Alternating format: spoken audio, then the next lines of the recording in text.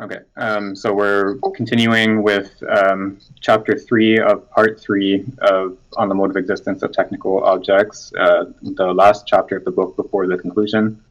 And so we're looking at the relationship between philosophical thought and technical thought. So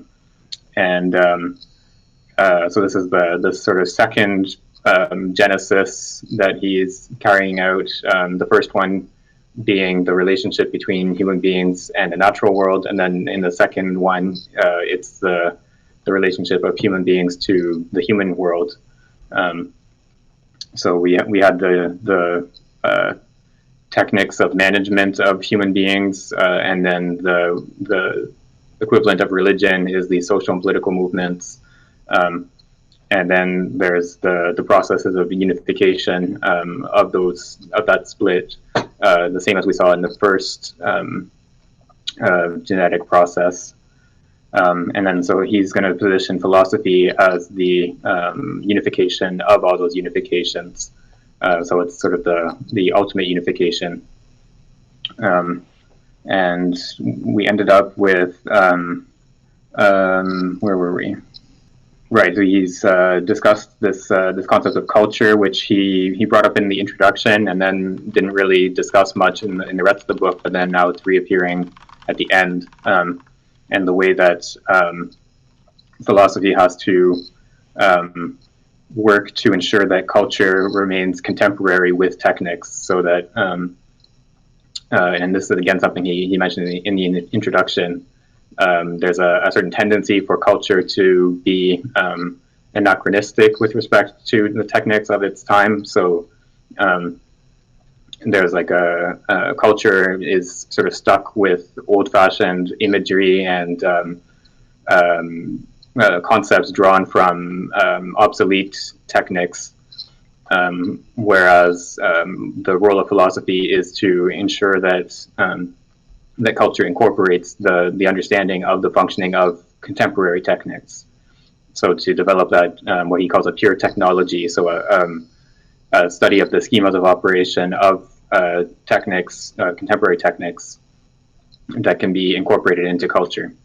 So that's more or less where we are, this idea of culture. And then we got to page 235.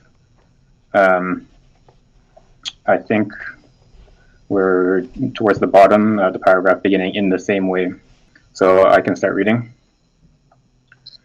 In the same way, one used to consider journeys as a means for acquiring culture because they constituted a mode of placing man into a situation.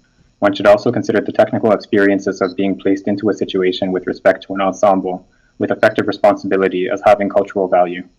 To put it another way, every human being should to a certain extent take part in technical ensembles, that is, take on a responsibility, a definite task with respect to such an ensemble, and be connected with a network of universal techniques. Furthermore, individual man should not simply experience a single kind of technical ensemble, but rather a plurality of them, just as a traveler will have to encounter several peoples and experience their mores. So it's again the idea of culture.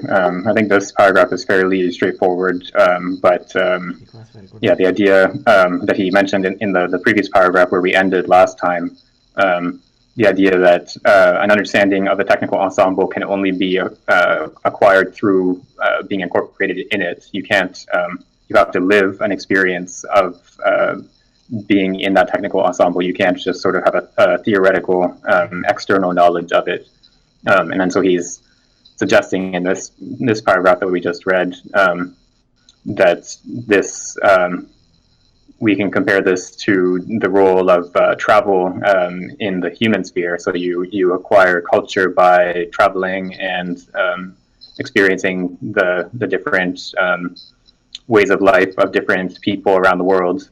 And in the same way, we should think of being incorporated into different technical ensembles as a way to acquire culture, to have an understanding of the functioning of these different ensembles. I guess he's not envisioning a kind of a technical tourism here. It's that's more serious, right? Yes, I think this is more than a technical tourism, in the sense that it's not just visit a nuclear power plant for a day and watch the turbines or whatever. It's having an actual role in the process of the operation of that technical ensemble. So you would be, I don't know, for a year or maybe every week, once a week or something like that, you would be part of the power plant and you would, operate the plant and something like that. I don't know exactly what he's picturing, but it's more, it's a real incorporation into the functioning of the technical ensemble and not just a sort of a visit.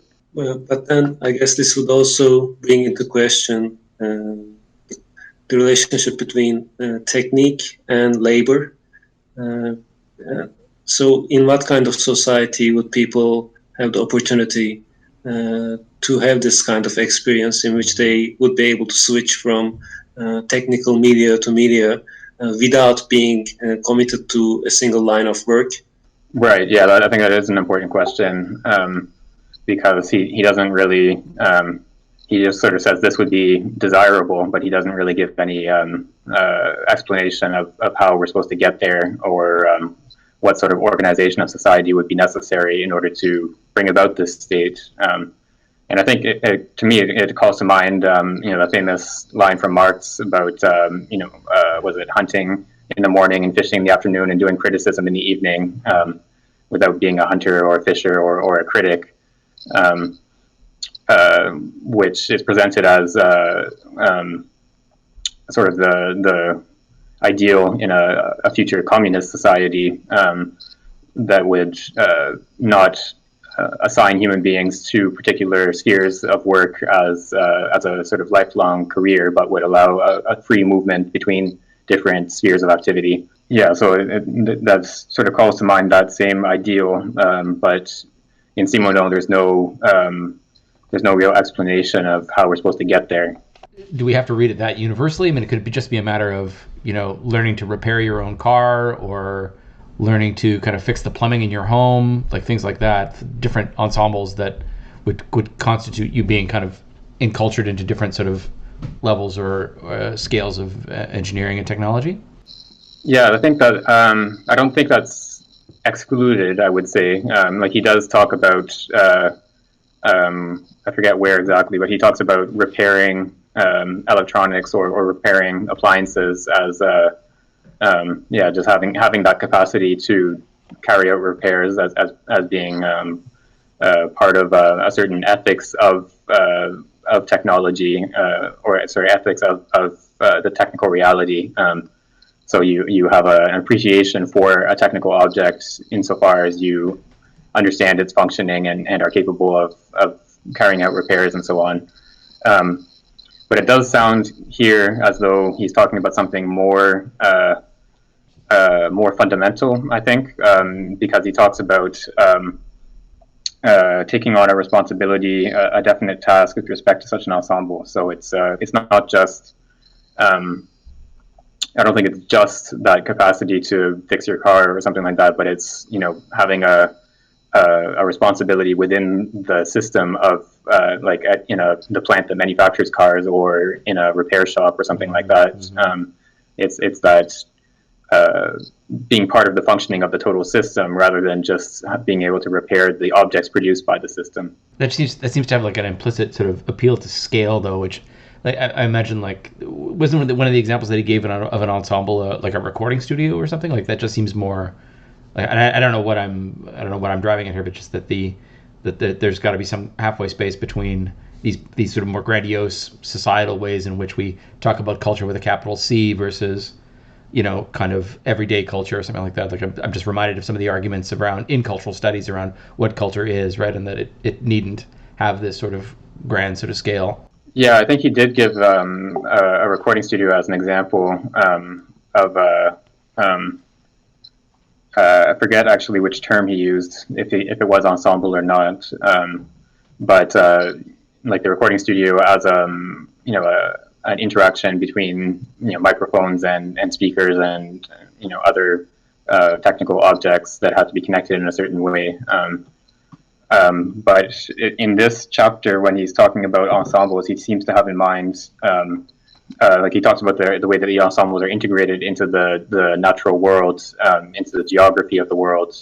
So he's talking about things like the electrical network, which has to operate in certain key points, whether it's a dam on a river, and then the power lines following a certain line on the map of the world.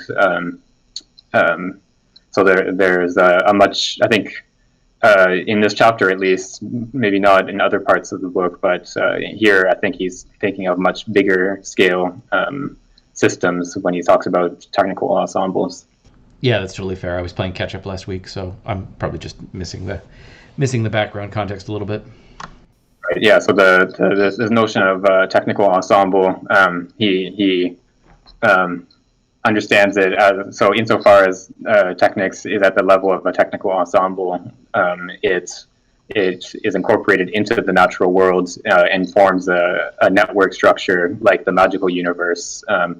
So it consists of key points like the dam or the coal mine or whatever, things that have to be in a certain place, and the network is structured around these places, these key points, so it integrates the human world into the natural world. So that's sort of what he has in mind in the background when he talks about these technical ensembles. And so,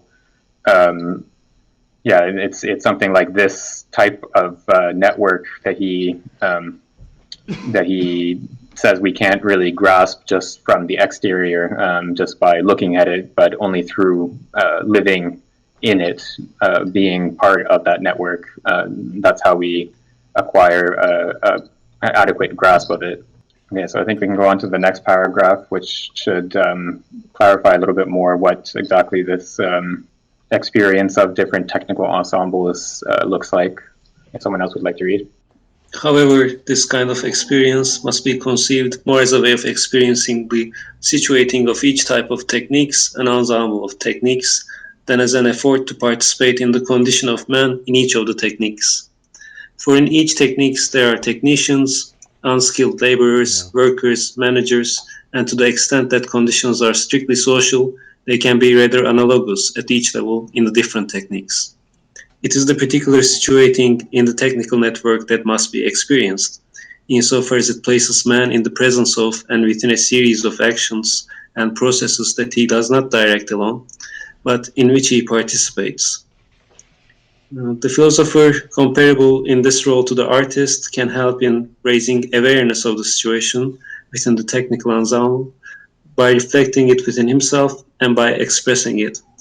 But again, just as the artist, all he can do is be the one who solicits an intuition in others, once a definite sensitivity has been awakened and allows the grasping of the sense of a real experience. Right, so here he does, there's some mention of the sort of social integration of human beings in the technical ensemble. So he talks about the different roles that workers can have in relation to a technical ensemble. So he thinks that we can sort of get past this social division and look at the way that the technical ensemble incorporates the human being in relation to these processes and actions that the human being participates in. So it's not so much what role you have within the company or the factory hierarchy or whatever it is. It's what sorts of processes are being carried out in this operation, in this functioning of the technical system, and the human being participates in those operations. And then he goes on to say that the role of the philosopher has to, it comes as a secondary step. It comes after the sensibility has already been awakened. So there's this experience within the technical network or the technical ensemble that certain people undergo this experience. and then the philosopher afterwards can sort of bring that experience to light and incorporate it into culture. But it's always afterwards, after the experience has already come about independently of the philosopher. So this is, again, I think, is connected to the metaphilosophical question that we've been discussing the last few weeks about whether the role of philosophy for Simondon is a retroactive or a retrospective type of action.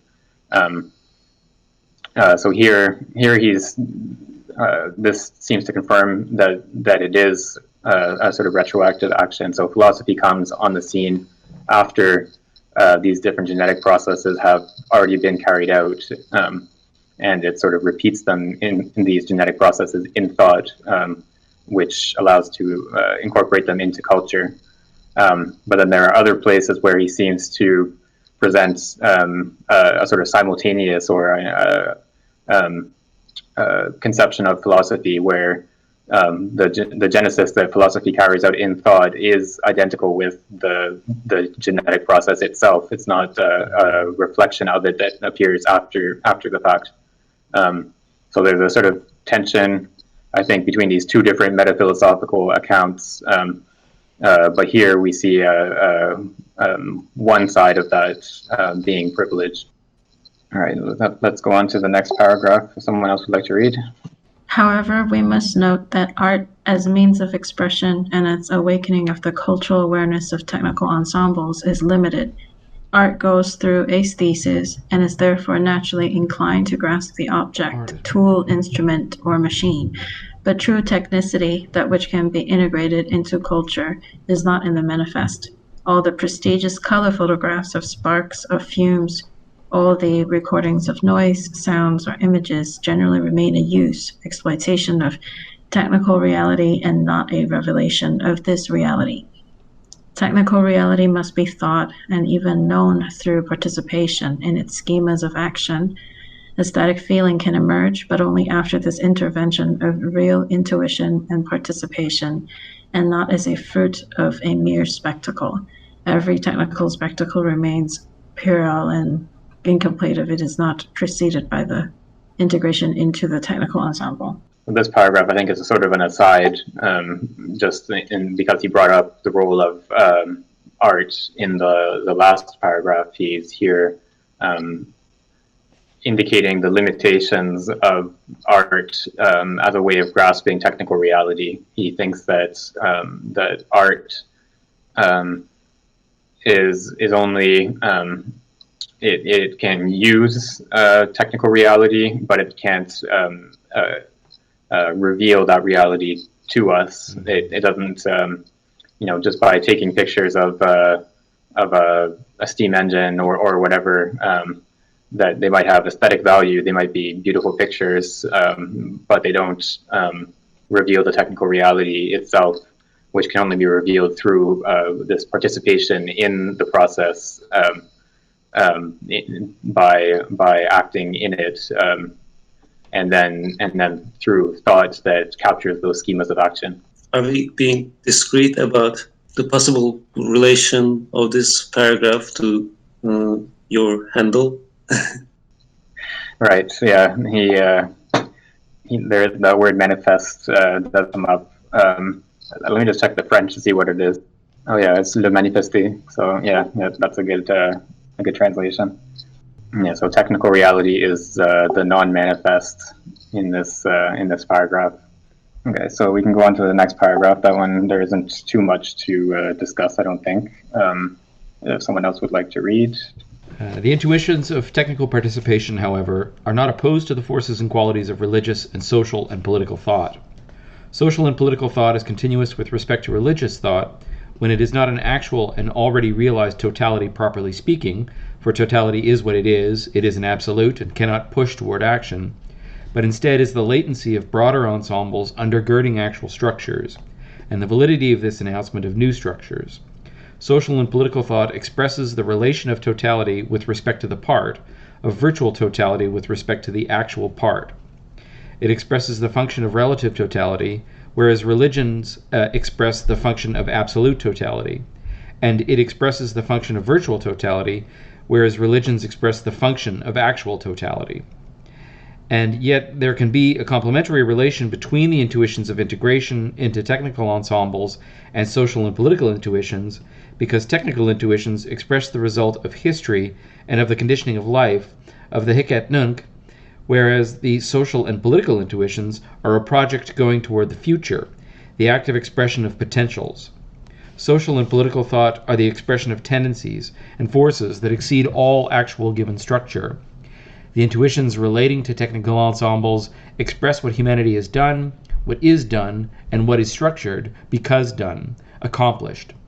Figural power can thus remain invested in techniques and ground power in social and political thought, insofar as figural reality is what is given in the system of actuality, whereas ground power contains potentials and keeps the becoming in reserve. While impossible at the level of the relation between elementary technical objectivity and universal religious thought, the relation once more becomes possible when it establishes itself between technical ensembles, which is the expression of actuality, and social and political thought, which is the expression of virtuality. There is a compatibility between actuality and virtuality through the real coming into being, whose meaning, sens, is stretched taut between this actuality and this virtuality. Philosophical thought grasps the correlation between actuality and virtuality, and it maintains it by establishing the coherence of this relation. Right, so here we have a new opposition that hasn't really appeared in the previous stages of the genetic process that we've seen. So we have this opposition between the actual and the virtual. So the relationship or the distinction between religious thought and political social thought has to do with the type of totality, whether it's actual or virtual. So in religious thought, it's an absolute totality, which is actual. Religious thought has to do with an actual totality, whereas political and social thought has to do with a virtual totality. So something that is supposed to appear in the future, and then this notion of virtuality or this opposition between actual and virtual is what allows for the conjunction of the intuitions related to the technical ensemble, incorporation within the technical ensemble, and the social and political thoughts. So it's because social and political thoughts have to do with virtual totality that they can capture that ground reality that is characteristic of the religion side of the split. So the technical ensemble is the figure side, and then the social and political thought is the ground side that maintains that sense of dynamism, or that allows for transformation to appear into the future. Some of the parts in this paragraph reminds me of the relation he establishes between a pre-individual charge and the trans-individual level as the mediation between individual and the collective in the other book, the individuation work, because the pre-individual charge, what he calls pre-individual charge, also sounds to contain these potentials or that are capable of being prolonged in various directions. Right, I think it's the same conceptual schema that he's operating with in both this work and the other work. So there's the pre-individual reality, the process of individuation, but then the individuated entity that results from the process of individuation has this sort of complementary. The individuation doesn't exhaust the pre-individual reality, so there's this remnant of the pre-individual reality, which is what allows for further individuation processes. And so there's always this ground reality that's left behind that is affords the possibility of future transformations. And so, yeah, it's that same sort of conceptual schema is at work in both books. But I also think the symmetry, this complementarity, might give perhaps a narrow idea of his idea of techniques, or let's say, because his idea of techniques or technical ensembles also contains some possible indeterminacy. I think he talks about indeterminacy in relation to information. Information requires some level of indeterminacy, although it is not random. So it still accommodates some sort of something akin to virtuality, although he doesn't seem to use the word virtual in that context. Right, yeah. So he brings up the idea that in order for a system to be capable of receiving information, it has to have a certain openness to it. It can't, so like say a clock that operates on a mechanism, it can't receive information because all of its functioning is determined by the operation of the mechanism. But then I don't know, say like a radio receiver, it's capable of receiving information because it has a certain openness to possibility. So even these technical ensembles that he's describing are much more. They have much more, I guess, internal structure than, say, a radio receiver would. But there's still that openness within them, insofar as they, incorporate information that is received from external sources. So I don't know if he would use the word virtuality for that type of openness. I think he might describe it using the vocabulary of potentials rather than virtual or virtuality, but I'm not sure. And then this last sentence of that paragraph is a little bit enigmatic, I would say. So he says, sorry, let me find it in English. Philosophical thought grasps the correlation between actuality and virtuality, and it maintains it by establishing the coherence of this relation. So there's the relationship between actuality and virtuality, the contrast between the actuality of the technical ensemble and the virtuality of the social and political thought. And then philosophy, it's not clear exactly how it's supposed to do this, but philosophy in some way can institute the coherence of this relation. So somehow what philosophy does makes this relationship between the actual and the virtual possible. But it's not clear to me exactly how that's supposed to come about. I know.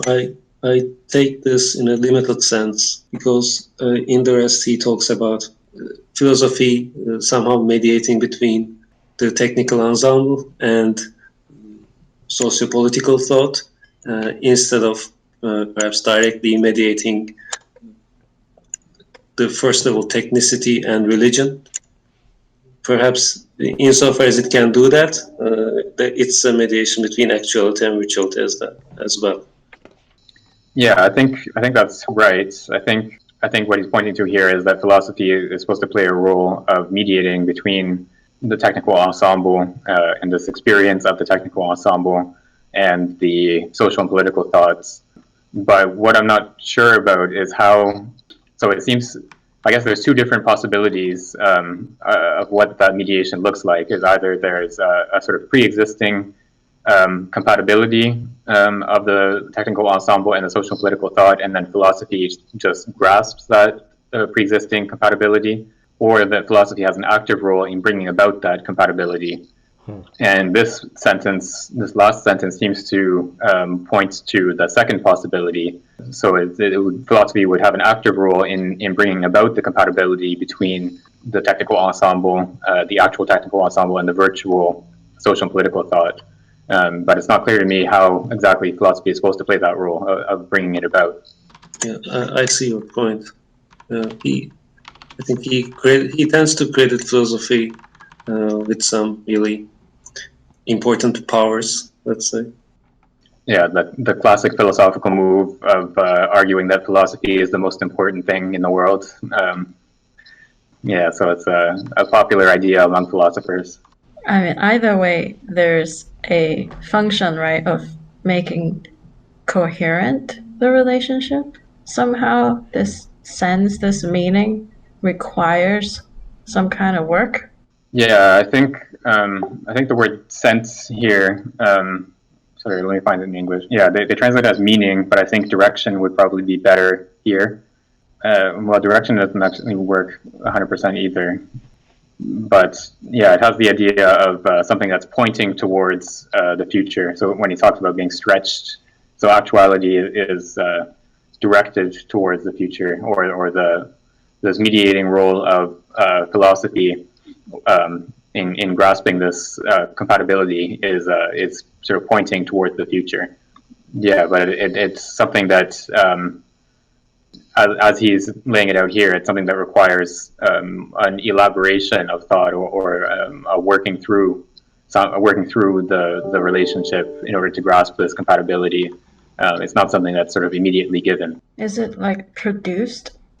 Yeah, I think that's the same question as what I was bringing up earlier. So it's the question is whether does philosophy have a passive role of sort of recognizing a pre-existing compatibility between these two spheres, or does philosophy have an active role of bringing about that compatibility?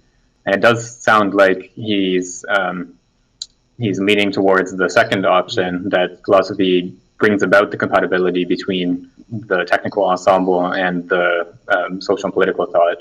So these two spheres would appear independently, and then philosophy has the role of bringing about that compatibility between them. The word task starts to appear pretty often in this chapter. I think we'll see further instances of that. So where does he use task in this paragraph we just read? I don't think he uses it, but it is kind of implied as I see it. Right. Yeah, that makes sense. He's describing a sort of task of philosophy or a vocation of philosophy, and I think this also has to do maybe with the idea of normativity that has come up a couple times in this chapter as well, or in this part of the book as well. So the idea that there's a certain there are norms that structure the relationship of human beings to technical reality. Yeah, so a task is I think essentially normative in the sense of talking about the task of philosophy. It's something that is a normative concept. Okay, so we can go on to the next paragraph, and I can read.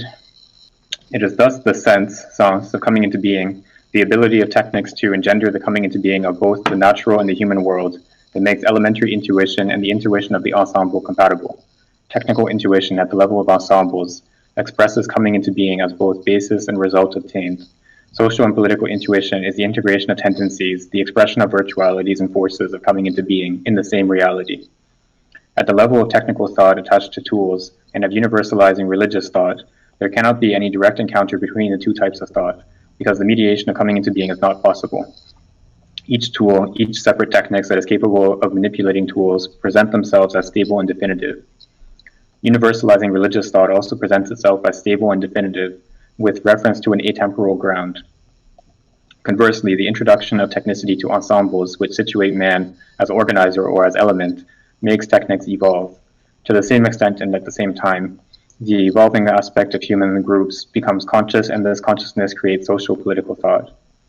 Both born from coming into being, one expressing the definite past serving as its basis, and the other the possible future serving as its goal, the technical thought of ensembles and social and political thought are coupled through their conditions of origin and their points of integration into the world. So he's again expressing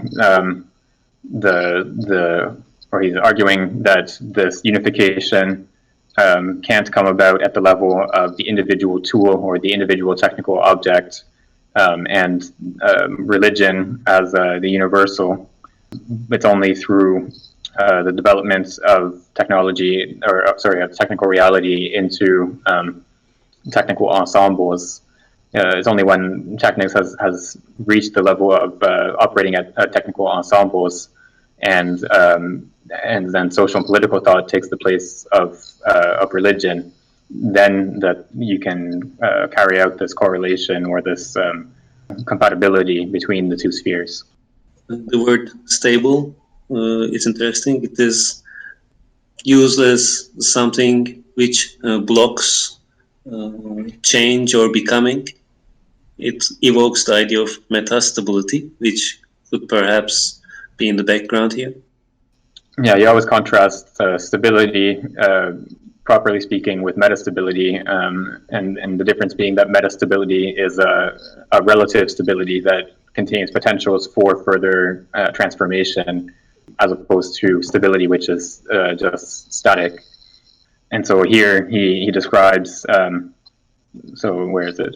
Each tool, each separate technique that is capable of manipulating tools present themselves as stable and definitive. So the techniques that remains at the level of the tool or the technical object it doesn't have that power of transformation within itself in the way that techniques at the level of the ensemble does. In the next, not the next sentence, but the sentence after, it says, conversely, the introduction of technicity to ensembles which situate man as organizer or as element makes techniques evolve. So here we have a new, once technique reaches this stage of the ensemble, it has this principle of transformation within itself, rather than just being something stable and sort of given. Yeah, the part right after the passage you read is also interesting. To the same extent, at the same time, it looks perhaps insignificant, but it sounds like a strong claim for this profound communication between the rhythms of their evolution, between the becoming conscious of human groups, which creates social political thought, and the evolution of techniques. It's like they are coupled really tightly here. Yeah, and I think, this whole portion of the book is carried out at the level of a sort of a genetic process, which is not sort of directly tied to history. But I think if we look at the historical reality of the developments, you can situate the introduction of these social and political ideologies, in the 19th century, as the period when different social and political ideologies start to become mass movements that have a real impact on society. And at the same time, you have the development of, for example, railway networks, telegraph networks. This introduction of the technicity at the level of the ensemble rather than at the level of the individual. And there is a direct relationship, between those two spheres, like a causal relationship in the sense that, having a telegraph network, of course, makes it possible to organize a political movement across a whole political body, whereas before the introduction of this network, that type of organization would not be possible. So there's definitely a causal relationship, but what he's pointing to here is not directly tied to that causal relationship. But I do think that it's what he's describing here has some historical validity as well. Yeah, it is. It seems like a reciprocal action, reciprocal causality scheme working between them. Right. So the other direction of the causality is a little bit harder to, I think, identify historically. So to what extent do the political ideologies have an impact on the technical network or the technical ensemble? I think that's something that maybe appears later. Like in the 20th century, you have the role of different political ideologies structuring the creation of a technical network. I'm thinking of like the Soviet Union, for example. Of course, you have a political ideology that carries out a massive transformation of the technical system of the country. But maybe I'm not sure in the 19th century whether it's possible to see the same level of causality operating in that direction from the ideology to the technical ensemble, but maybe there's other examples that I'm not thinking of. All right, we can go on to the next paragraph if someone else would like to read. Thus, it is within the perspective of permanent change within technical and social political structures that technical thought and social political thought can coincide.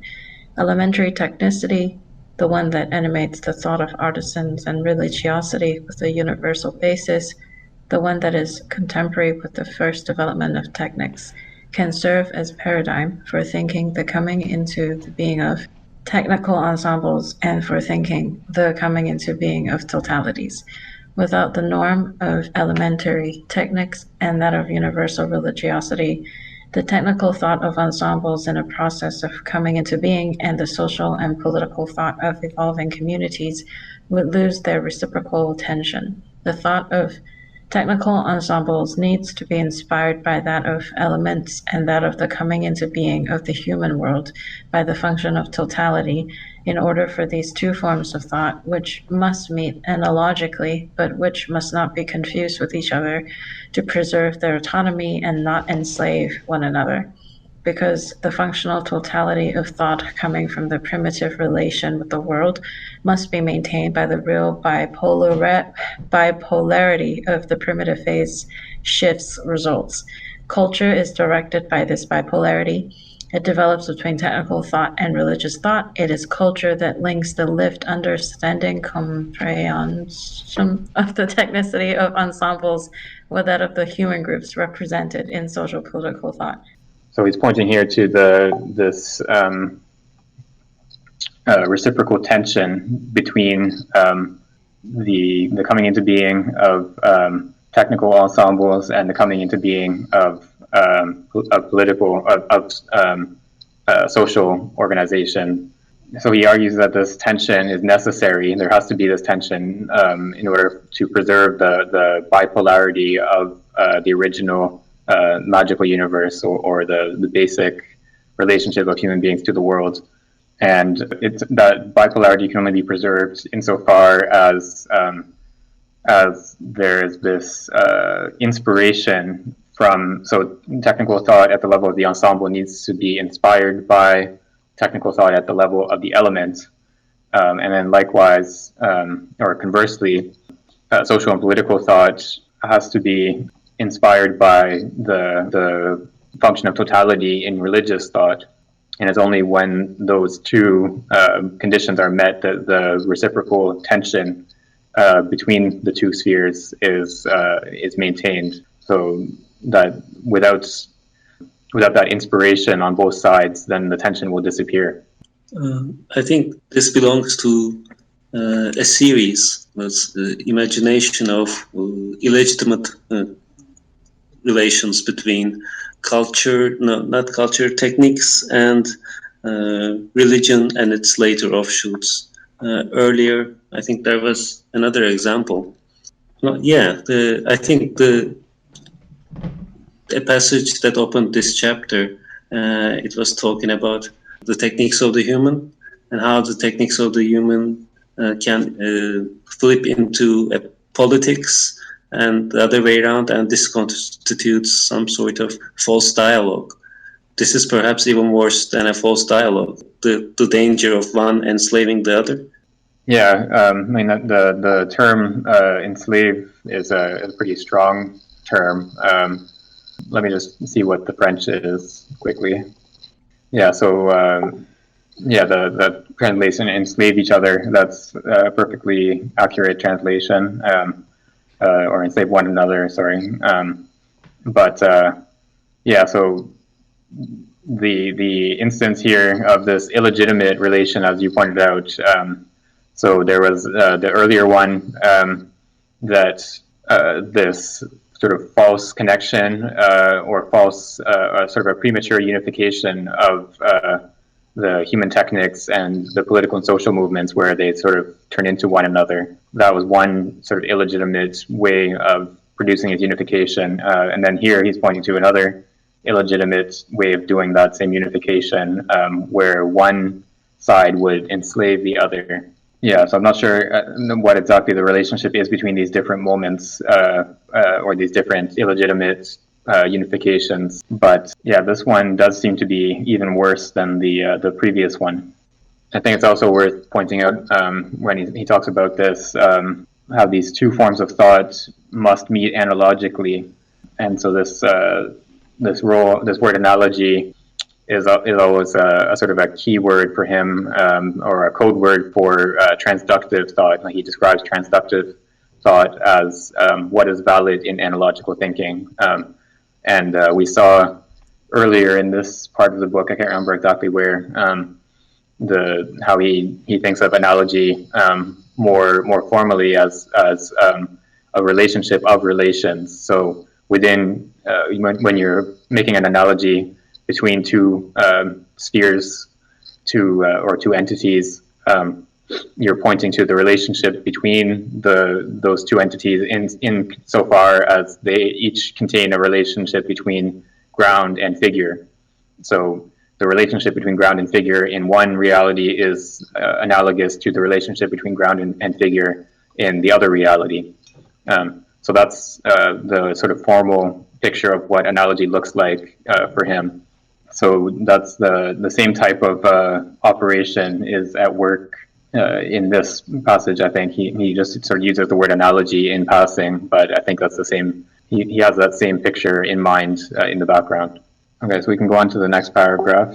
The past, that is, the first forms of technical thought and of religious thought, at the level of the first splitting in two of magical thought, as well as aesthetic activity placed at the neutral point of this first split, must be preserved as cultural content, that is, as a foundation for providing the norms for current thought, but it is only as cultural content that they must be preserved.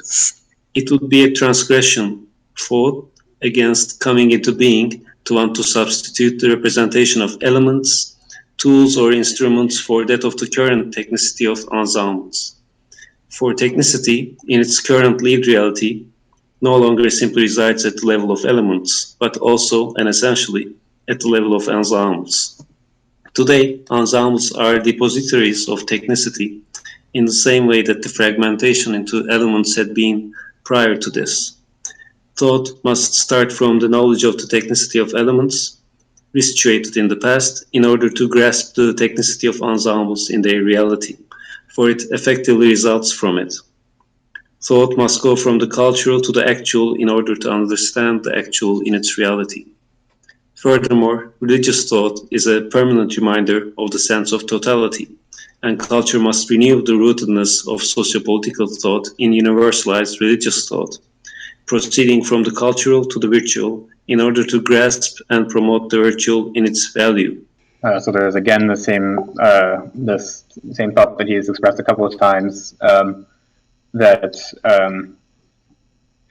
because technicity in contemporary life resides at the level of the ensemble, that culture has to grasp technical reality at the level of the ensemble.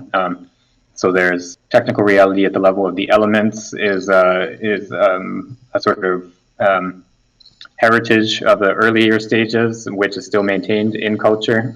But then what the current task is for philosophical thought is to incorporate contemporary technical reality at the level of the ensemble into culture. So he has to, has to proceed from the cultural to the actual in order to understand the actual in its reality.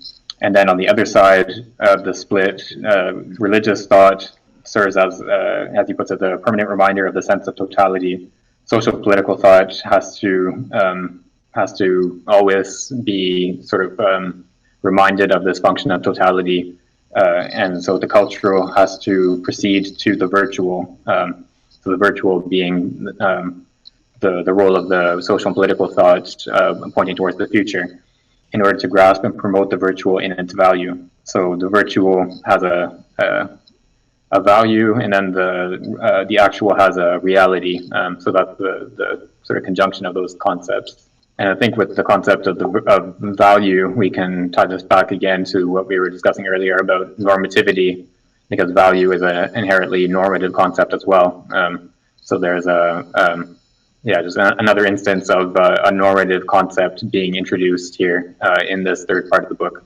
I am reminded that, again, perhaps in these readings of Simondon's relationship to Canguilhem.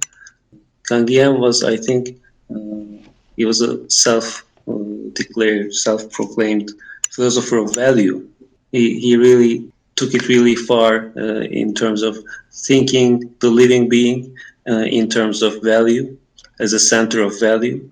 Yeah, I know very little about Canguilhem, so I can't really comment on that, but I remember that this book is actually dedicated to Canguilhem, if I'm not mistaken. And there are even weirder, if I may say so, inventions in the other work about this value business. He coins a word called axiontology, I think, like value ontology. Right. I don't remember if he used that word, but he definitely talks about axiology, like a science of values, which I think we saw also in one of the articles that we read months ago. I forget which one exactly. But yeah, sorry, I just checked the acknowledgements, and yeah, there is an acknowledgement to Canguilhem for lending him a number of rare works written in German from his own personal library. So, oh yeah, and there's a mention, so it says, moreover, it was thanks to all of Monsieur Canguilhem's helpful remarks that I was finally able to discover the definitive form of this work. The third part of the present work owes a great deal to his suggestions. So it's that third part in particular that he ties to Canguilhem. You mean this part? Yes, exactly. Yeah, so I didn't remember that he had pointed to the third part in particular as being connected to Canguilhem's work. But yeah, that would be interesting to try to follow up as well. So I think we can go on to the next paragraph if someone else would like to read. Now, the non-cultural in technics is the uniqueness of each determinate technics, tending to impose its norms, schemas, and particular vocabulary. Technics, in order to be grasped in their real essence, which alone is cultural, must be presented and experienced as a cluster, faisceau, of plurality. This plurality is a part of the technical condition which grasps the elements. Religious thought, inversely, must be seized as unconditional unity in itself. What is contrary to culture in religions is their possible plurality, which is to say the confrontation of determinate religious traditions. And yet, since religions as traditions are necessarily rooted, culture must create a superstructure on the basis of which the different religions appear in their unity as religions. It is the meaning sens of ecumenism, which is the condition of the integration of religions into culture, the condition of religions of fecundity in the direction sens of culture. It is perhaps uncertain whether there really can be open religions, or whether the opposition between closed religions and open religions is as clear as the one Bergson establishes. But the openness of religion is a function that is common to different religions, each to a certain extent closed in on itself. I'll just jump to this next one. It was hardly possible for ecumenism to be constructed in a distant past, for it can constitute itself only by means of a reflexive thinking, wanting to ground culture. It is essentially and in itself philosophical work. It necessitates becoming aware of the deep sense of religions, which can occur only by resituating them within the coming into being of thought on the basis of primitive magic. To this day, limited ecumenisms, as within Christianity, have arisen, but it is a universal ecumenism that philosophical reflection must develop so that religious reality integrates itself into culture. So we have this role of ecumenism that he introduced earlier in this part of the book, I think sort of in passing, but then he's developing it more here.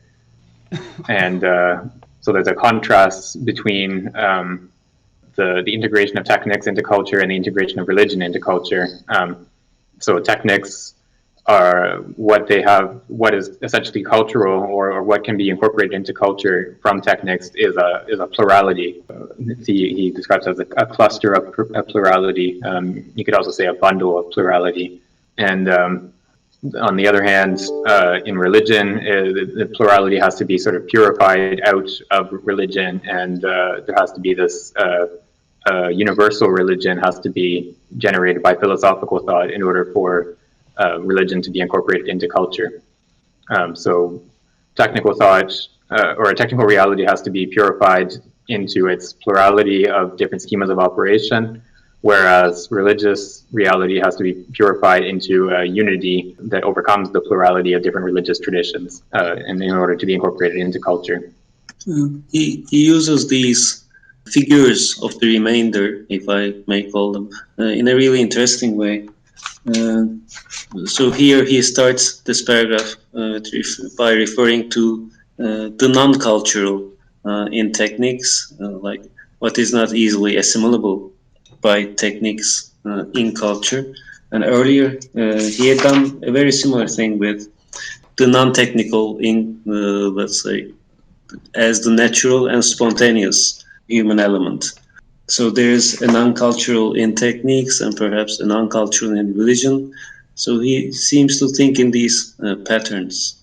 Yeah, I think we can maybe draw a connection with what we what we were discussing earlier about the sort of formal structure of this individuation process, which always has a remainder, like the pre-individual. There's a process of individuation, and then the pre-individual. There's a remainder of the pre-individual within and in the environment of the individual. So any of these processes of genesis that he's talking about or coming into being, there's always a remainder which doesn't undergo the process or which is left behind by the process. And I think that might be what he's getting at when he talks about this, the non-cultural in techniques, and the other example that you brought up, the sort of what's left behind by the human techniques, for example. But it seems to the earlier passage we encountered today about philosophy mediating between actuality and virtuality may also be relevant here. Maybe it is here through its work in bringing about ecumenism and also in bringing about a technology that can somehow do that mediation. I think that's a good suggestion. I think that makes a lot of sense. Yeah, so it's by this this role of sort of purifying each of the two sides that philosophy is capable of performing that mediation and making the two sides compatible with each other. By the way, this passage, which talks about this unifying the plurality of religions, it sounds like science fiction. There are examples of this in science fiction. Like, Ursula K. Le Guin has an imaginary future civilization called the Ecumen, and Octavia Butler has this religion called Earthseed, a religion of change. Yeah, that's interesting. I didn't know those examples. What it called to mind for me was there's a certain tradition called perennialism, which it had to do with a sort of universal mysticism, like people that tried to sort of uncover a sort of hidden core of mysticism within all the different historical religions that would be the same. So sort of stripping away the historical particularity of each religion and grasping a mystical core, which would be the same in all the religions. Yeah, so I don't know if something along those lines might be something he's thinking of, but yeah, we can also think of modern. I don't know if it existed at the time that he was writing, but people describe themselves as spiritual rather than religious, and sort of pick and choose different elements of religious practices that appeal to them. I'm not sure if something like that might fit what he's describing as ecumenism. But yeah, spirituality, it sounds like a dilution to the point of inexistence. Ecumenism sounds more substantial, at least. Yeah, I think there's a wide range of what it can mean to describe yourself as spiritual, and in terms of how much meaning that actually has in a person's life and things like that. But yeah, ecumenism seems to be something that has a more of a rootedness in historical religion. So it's ecumenism would be something that is brought about by negotiations between different churches or different religious groups as historical realities, rather than an individual sort of selecting various elements of religions that they want to pick up or whatever. So yeah, I think it's that rootedness in historical reality and in a particular religious tradition is what differentiates the two. There is the thing with Gaia, people like Latour are talking about. I don't know whether they really mean it like a goddess, but it is there as a figure. Yeah, I haven't read any of Latour's Gaia stuff. I don't know how seriously he takes. I can never tell with him how seriously he takes anything that he says. It's kind of mystifying to me, but yeah. Okay, so I think we can go on to the next paragraph. I can read. The institution of a technology has the same signification as that of ecumenism, but its consequence is making one grasp the true elementary particularity of technical objects on the basis of a general normalization of the common vocabulary and notions, replacing the false specificity of trade terms caused by use and not by the essence proper to the elements. Technology is that on the basis of which the plurality of technical objects, which is the depositary of primitive techniques, serves as the basis for the constitution of technical ensembles. Ecumenism is that on the basis of which the universalizing unicity of religious thought, which is the depositary of the function of primitive totality, serves as a basis for social political thought. Technology accomplishes, on the basis of plurality, a conversion toward unity, whereas ecumenism, first of all grasping unity, accomplishes or allows for the accomplishment of a possible conversion toward a plurality of social and political integration. The conscious grasping of this function of plurality and of the function of unity are necessary as a basis, so that mediation at the level of this encounter between the status of plurality and the status of superiority with respect to unity that is realized by the structure of articulation can be possible at the neutral point of the coming into being of thought. So he's here characterizing the role of technology, so the science of technical reality or the study of technical reality as the counterpart to ecumenism. Technology starts from the plurality of different technical spheres, and it, as he puts it, he operates a conversion towards unity, whereas ecumenism starts from unity and allows for the accomplishment of a possible conversion toward a plurality of social and political integration. So each of these sides is thought in relation to their integration within culture, and in particular their integration at the level of the technical ensemble being united with social and political thought. So the ecumenism operates, purifies the religious traditions and unifies them, but only in order or for the sake of the integration of religion in the form of social and political thought with technical ensembles. And then on the other side, technology sort of strips away the particularities of each sphere of techniques and all the like the specific vocabulary and so on.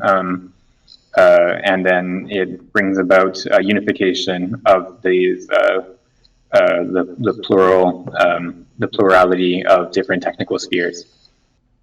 Right, and so 61 has put in the chat here. So ecumenicism and technology both are movements between the one and the many. Yeah, so there's a sort of converse movement in each case between one and many. So the technology moves from the many to the one, and in the sphere of religion, we move from the one to the many. All right, I think we can go to the next paragraph if someone else would like to read. However, in order for philosophical thought to be able to perform the integration of the sense of techniques into culture, it is not enough that it applies itself to culture outside philosophy, strictly speaking, as it could accomplish a limited task out of duty. Because of the reflexivity of thought, any philosophical activity is also a reformation of the mode of knowledge, and reverberates within the theory of knowledge. In turn, becoming aware of the genetic aspect of technicity must lead philosophical thought to address the problem of the relations between concept, intuition, and idea, and correlatively, to correct the meaning of nominalism and of realism. It is not enough, indeed, to say that technical operation provides the paradigm of an essentially inductive thinking, whereas religious contemplation provides the model for a deductive theoretical thinking. This double paradigmatism is not limited to the sciences, It extends to philosophical reflection by providing it with the modes of knowledge that can be used and transposed onto other domains. Furthermore, the technical operation and religious contemplation provide the implicit axiomatic for all subsequent knowledge. There is indeed a link uniting the mode of knowledge by concept, intuition, or idea to the implicit axiomatic. This implicit axiomatic is constituted by the relation that exists between the reality to be known and the knowing subject, that is, by the primary status of the reality to be known. Technical thought indeed provides the model for the intelligibility of the elements taken one by one in their combination and of their mutual relations that are constitutive of the ensemble. The real to be known resides at the end of the effort for knowledge. It is not a mass given all at once in its totality, made of elements because it is knowable as a combination of elements. This reality is essentially an object. Conversely, being the paradigm of detective thought, religious thought starts from a function of the whole instantly recognized as having unconditional value, and which can only be made explicit but not constructed and produced by the thinking subject. Religious thought provides the model for the contemplation of being, for a respective being that can never fully resolve itself in knowledge, but for which a certain representation can be formed. The knowledge and the subject who receives it remaining complete inferior with respect to being. It is in fact being that is the true subject and the only complete subject. The subject of knowledge is only a secondary subject by reference to the first and by participation in it. Knowledge is conceived as an imperfect doubling of being because the subject of knowledge is not the true subject. This contemplative mode of knowledge is the basis for idealist realism and philosophy. The ethos is a view of being, a structure of being that exists for itself before being thought. It is not essentially, and from the start, an instrument of knowledge. It is first of all a structure of being. It is only secondarily and by way of participation that it becomes a representation in the soul by virtue of a relation of kinship between the soul and the ideas. It is neither formed nor constructed by the subject. There is no genesis of knowledge, only the discovery of the real by the mind esprit. Knowledge is an imitation of being because being is essentially subject within itself prior to any awareness by the secondary and imperfect subject, that is man. For an example of such a metaphysical axiomatic, one can reference the one governing the theory of knowledge in Plato. The good is absolute and first subject. It is what structures the plurality of ideas, none of which can be entirely subject for itself, insofar as it is this or that idea. The good is the metaphysical translation of the function of totality as subject, prior to and higher than definite knowledge, guarantee of the intelligibility of this knowledge and of its validity. All knowledge is in a certain sense knowledge of the good, not in itself directly, but indirectly and by reflection. For what makes knowledge be through the idea is being's totality as one absolute subject, to which all effort of particular knowledge is a movement of ascendance. The knowledge of man carries out in the opposite direction the ontological path, going from the good to objects through ideas, going up from objects to the ideas of which they are the objects, and from the ideas to the good according to the analogical relation. Right, thanks for reading that giant paragraph. I totally didn't know that was happening.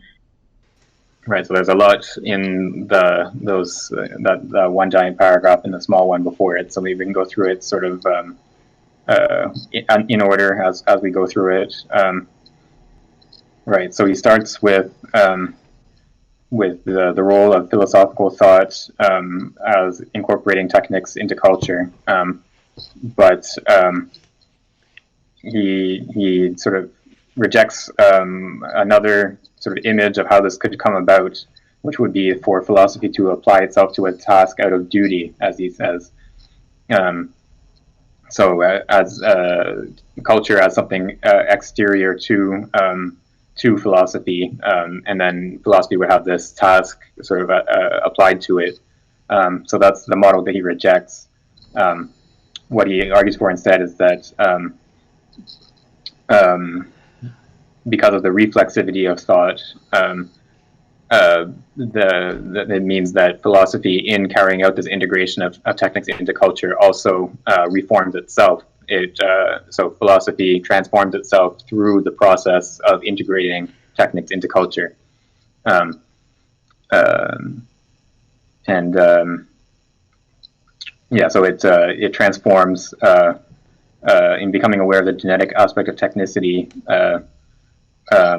Philosophy transforms itself and transforms the theory of knowledge, the relationship between the concept, the intuition, and idea. And then that leads him into this sort of digression or development on the idea of nominalism and realism. Yeah, so I'll leave it there for that first paragraph. Right, so then he goes into this second giant paragraph.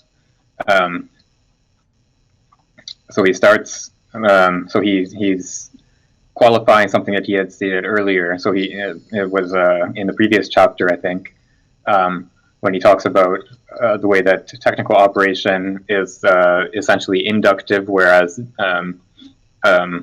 religious thought is essentially deductive, or is the model for deductive thinking. So then he's sort of qualifying what he had stated earlier, and he wants to extend this into the sphere of philosophy. So within philosophical thought, there's how did he put it? Right, this double paradigmatism. It also applies to philosophy. And so the modes of knowledge that appear in philosophy are modeled on the technical operation and religious contemplation. So there's this implicit axiomatic, which is a kind of paradoxical concept, I think, but there's an underlying structure of thought which is borrowed from the sphere of technical operation or of religious thinking. Which is applied in philosophy to understand the relationship between the knowledge and the thing known.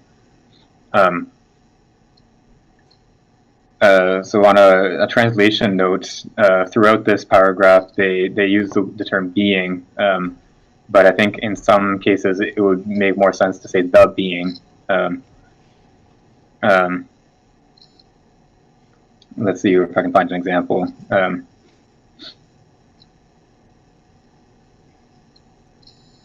Right, so about 2/3 down the page, religious thought provides the model for the contemplation of being, for a respective being that can never fully resolve itself in knowledge, etc. So I think in both of those cases, it would make more sense to respect of a being, for respect of the being that can never resolve itself in knowledge. So he's not talking about being qua being in the sort of Aristotelian sense. So he's talking about an entity, namely the divinity that is contemplated in religious thought. Oh, how about the being at the end of that sentence?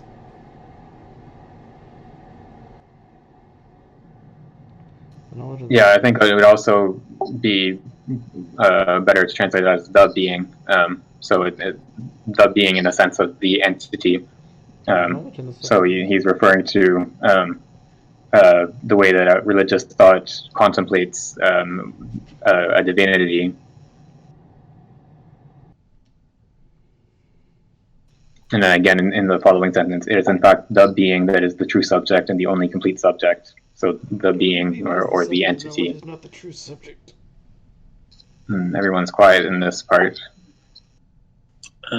I guess I'm, for my part, I'm a bit tired.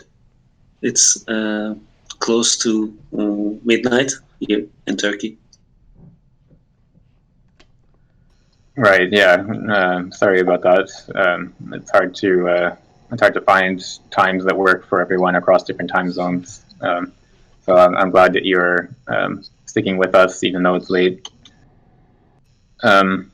Yeah. So we're nearing the end of our time limit, so I think we can end with this paragraph, but I do want to try to go through a little bit more of his discussion of Plato or of Platonic metaphysics, which he seems to be drawing primarily from the passage in the Republic on the forms and the good and so on. Yeah, what does everyone think of that passage, this portion of the paragraph where he talks about Platonic metaphysics of knowledge? It will be good to, I guess, start with this paragraph again next time. Izzy, would you like to read it again? Yeah, no, I think it probably would be a good idea to restart with this paragraph next time, because there's a lot in it. So yeah, we can go through it again. And it might be useful to go back to that earlier passage, which I think was in the previous chapter, where he talked about the way that technical operation is the paradigm for inductive thinking, and religious contemplation is a paradigm for deductive thinking. It might be worth going back to that passage and trying to see exactly what he says there and compare it to what he says here. That would probably be useful as well. Doesn't look like it. Okay, so thank you everyone for joining us and for your contributions. And I hope to see you all next week.